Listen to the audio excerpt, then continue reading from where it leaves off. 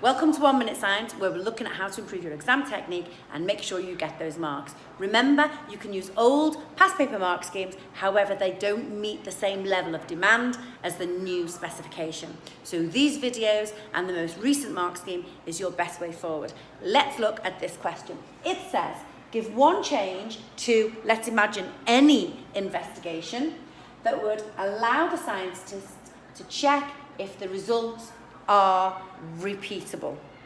Right, so to make sure results are repeatable, guess what? You repeat the experiment.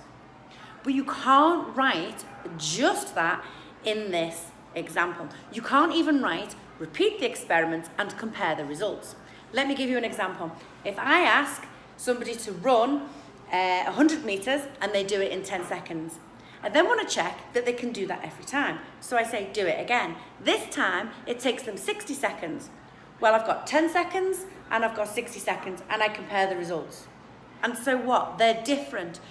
This question says to allow the scientists to check if the results are if the results are repeatable. So what we need to do is we then say, we repeat the experiment, we get our results, and we see if they are similar.